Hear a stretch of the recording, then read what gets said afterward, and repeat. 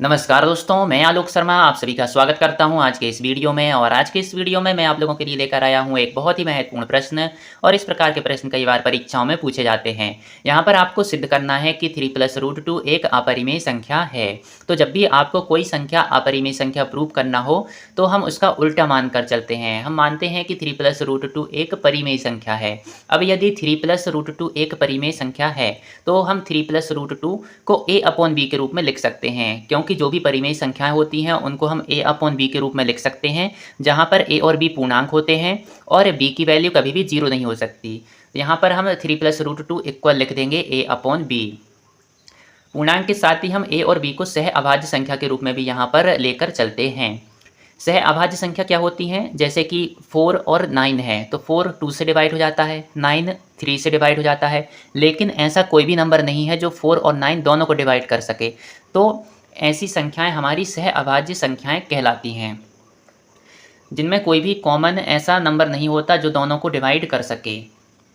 तो यहाँ पर हम 3 + √2 इक्वल a/b लेकर चलते हैं।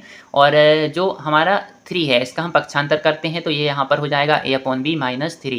अब a/b परिमेय संख्या है तो किसी परिमेय संख्या में से यदि हम कुछ प्लस या माइनस करते हैं तो भी हमको एक परिमेय संख्या ही प्राप्त होती है। इस प्रकार से a/b - 3 भी एक परिमेय संख्या ही हमको प्राप्त होगी।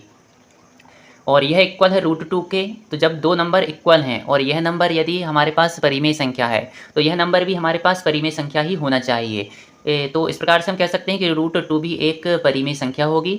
लेकिन हम जानते हैं कि √2 तो एक अपरिमेय संख्या है, तो इसका मतलब हुआ कि जो हम मानकर चले थे वह गलत है और 3 + √2 एक परिमेय संख्या ना होकर अपरिमेय संख्या है। इसी को हम यहाँ पर इस प्रकार से लिख देंगे कि a/b परिमेय संख्या है, इसलिए a/b - 3 भी परिमेय संख्या होगी। और यदि a/b - 3 परिमेय संख्या है तो √2 भी एक परिमेय संख्या होगी, जो कि इस तथ्य का विरोधाभास है कि √2 एक अपरिमेय संख्या है, अर्थात हमारी कल्पना गलत है एवं 3 + √2 एक अपरिमेय संख्या है। यही हमारा आंसर है।